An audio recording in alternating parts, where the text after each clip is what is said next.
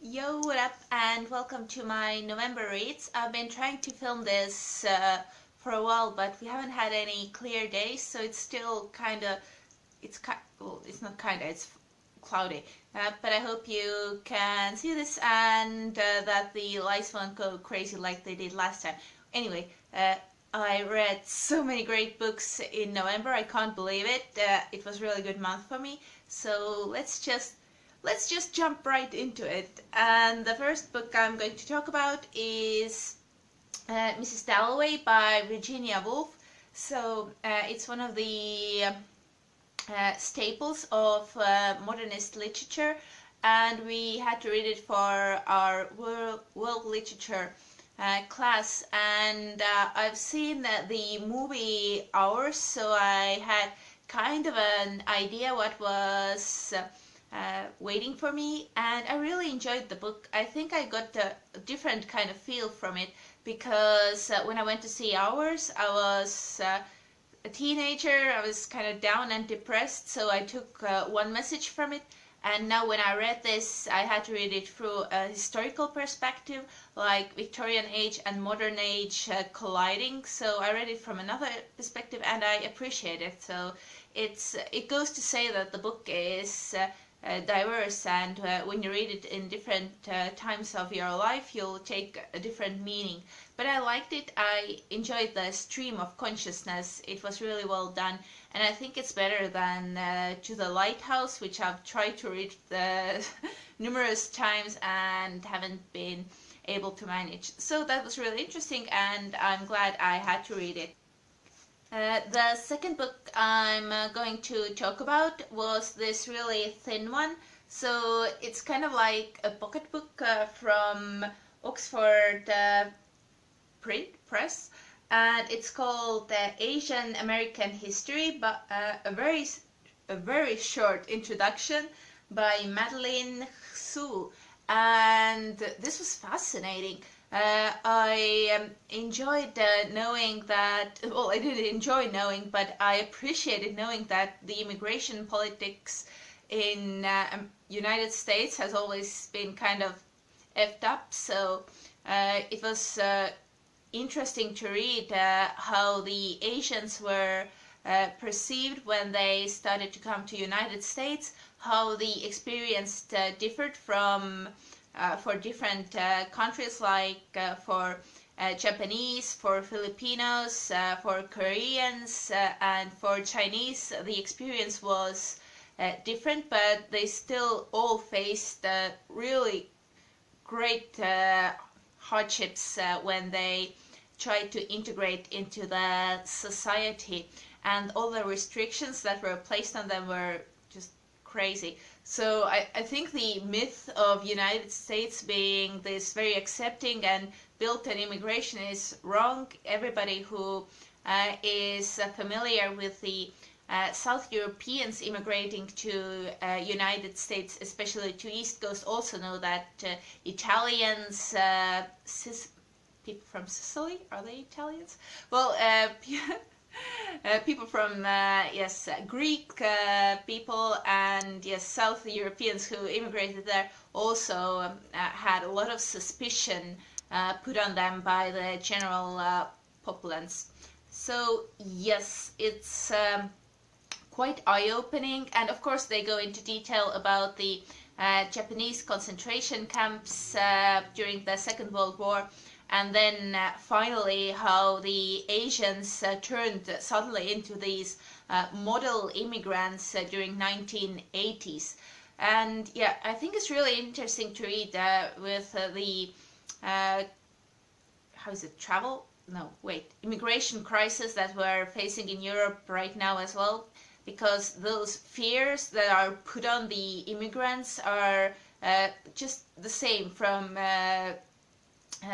100 years ago, from 200 years ago. It's always this kind of suspicion and always this same kinds of lies circling them and trying to put them down. It's quite same. So yes, it's fascinating read. I would love to read something more in depth about it. But it had a lot of good information, and it was very well researched. So if anybody wants to give this book Asian American history a go, then definitely pick it up. Okay, the third book that I read, I'm just taking one at random. Oh, okay, so I think this is one of the best books I read this year. And we're at the end of the year, so this is saying quite a lot. I've read quite many things this year. So, Until We Are Free, My Fight for Human Rights in Iran. And it's by Shirin Ebadi. And she's a Nobel Prize winner for peace. And the book talks about Iran and what happens to her after she wins the Nobel Prize. So one would think that all the hardships she faces is before she wins the prize, but it actually is only at the beginning. Just the status of her being the Nobel Prize winner gives her this kind of assurance and this guarantee that she won't be put to prison again, but it doesn't save her family.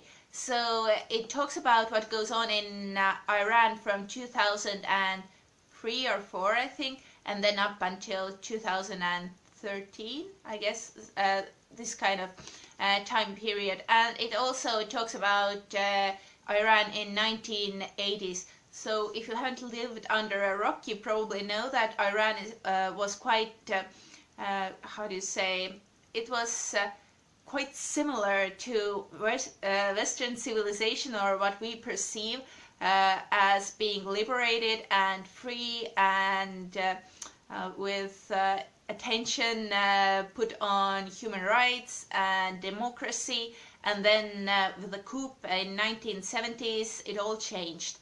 And the women started to get their rights revoked, and everything just went to hell, if one can say that.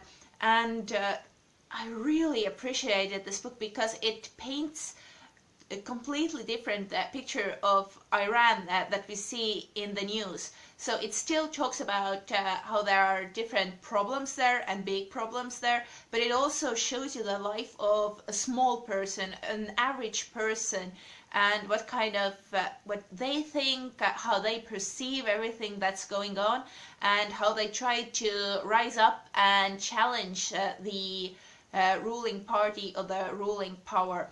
It's so eye-opening, it's so inspiring, and she's just one of the people, one of women, or just, yes, one of people I admire the most. I didn't know about her before I picked up this book, and now I can't look away. So what ends up happening is that the government tightens their control, and eventually she has to leave Iran, and her family that's there will face a lot of hardships. But this is all very small compared to the hardships other people face in Iran, and she's very conscious of that. She's amazing. She has so much power. She has so much integrity, and this can definitely be taken as a propaganda book in a sense, because it gives power to the people. It boosts the voice of them, and yes, I think everybody who's interested in Middle East and interested in Iran has to read this book. I think it's so well written. It reads really well. It's so fascinating. So it really is a page turner. I highly recommend reading this, and I suggest you look up Shirin Ebadi. She's fucking amazing. Okay, so the fourth one I read was actually this really odd book that I found in Finnish Helsinki City Museum. So Finnish Helsinki City Museum in Finland, and it's called Digging Around in Helsinki's Past, Urban Archaeology in Cartoons, and it's by Jaana Mellanen, and it shows depicts the diggings they did around basically the museum itself, so that kind of area, and it's right in the city center, and it's done. It's so great. I mean, I like history. I'm interested in archaeology to some extent, but city archaeology is really fascinating. So it really breathes life into this digging these pits, just like dirt and bones and things like that. So it has cartoons like this, but it also has then texts, and where they give a really great overview of what an archaeologist does, and it also links to like primary sources like here that you can read. So that's again for a historian. I feel like they've done a really good job, like putting together this how to popularize this, but also staying true to what the archaeology and the craft itself is, so they don't like dumb it down. And it's so cool. I was reading it, I'm like, oh yeah, what did I found? Yeah, it's a great book. I would love to see more of those from Finland, from Estonia, from other countries. If you have any recommendations, please do let me know. I feel like this is the kind of stuff you have to do to really draw in younger people to the profession. It's a great job done. And I also learned a lot about Helsinki. So I've been there hundreds, maybe, yeah, probably close to 100 times, and it's just amazing. So a bit lighter reading to bring into this mix was Emergency Contact, and this is a young adult romance, and it's written by Choi. So she's a writer to, where was she?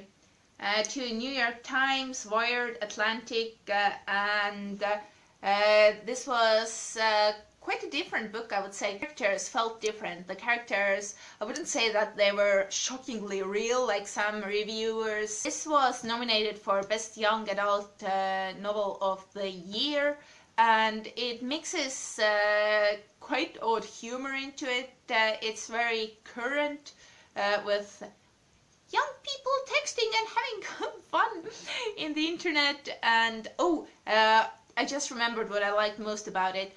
The female characters were all diverse, and they all had their own problems, and they were not written in a way that was putting them down. So when you usually pick up the books, that people are very shallow or just have one side to them, but here all the female characters were flawed, but the author's intention, I think, was not to show that one is a villain or the other one is a villain, but it was just to show that people are different. So I really liked how the female characters here were written, and the main characters themselves, they were not completely likable. They were flawed themselves.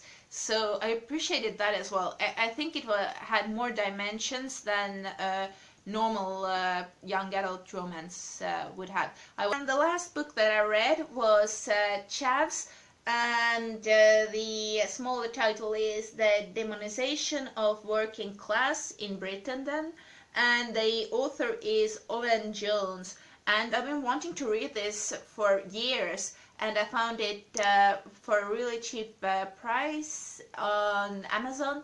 So I picked it up, and I wasn't disappointed.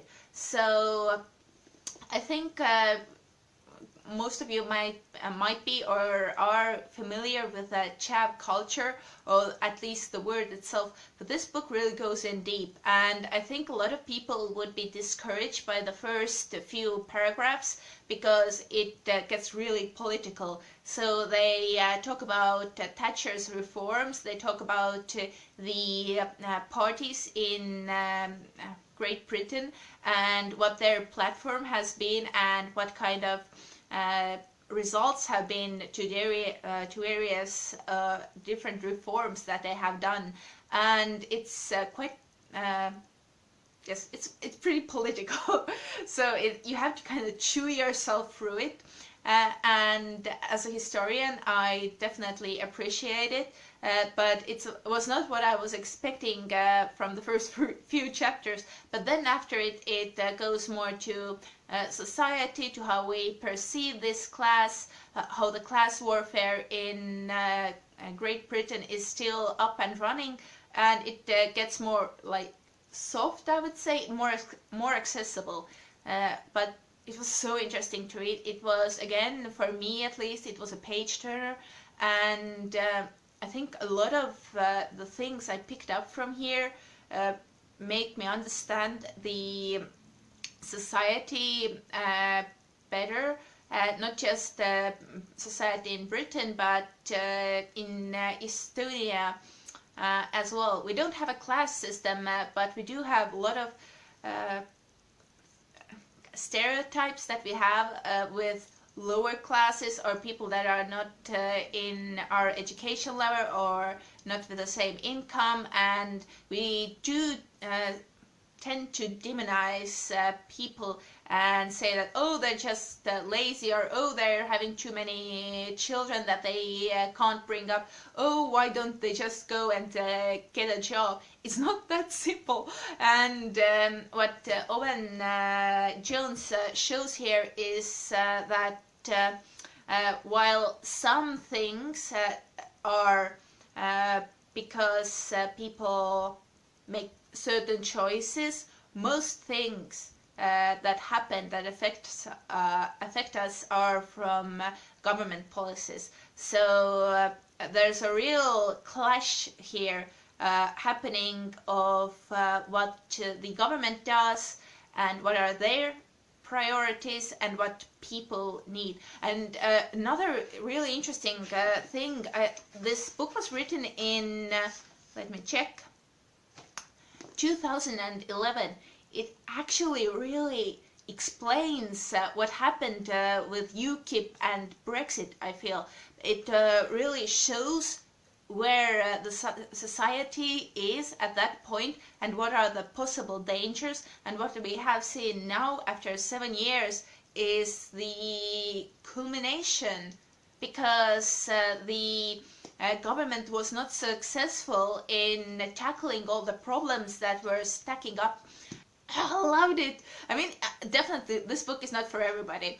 I feel like you do have to either have great interest in it, or maybe while you read it you actually find out that, oh, you have great interest in it. I'm going on way too long further about it.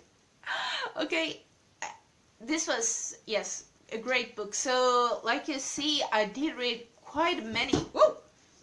I read quite many good books when the past months have been more young adult heavy. So this really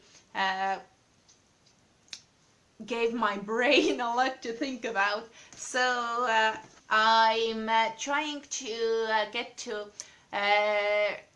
80 books read this year. So that means I have to read 9 books during December. I'm up to 5 right now, and no, 6, and I still have 2 weeks to go, so fingers crossed that I actually do it. And after that I'm thinking maybe doing the best books of 2018 for me and the worst books. I'm not sure if you're interested in it, but if you are, then leave a like or comment or just tell it in DMs. And once again, thank you for watching this. I hope you liked it, and I hope maybe you found something you're curious to read about. And I definitely suggest you should pick this up, really. Give this a read. Did I mention already that she mainly fights for women and families' rights? She's a feminist. She's fucking great. She was a judge in 80s before the law changed, and she had to start just doing advocating jobs for free for people who really need it. So if you read one book from all the things that I've recommended this year, then please do read this. Okay? And Merry Christmas. Bye.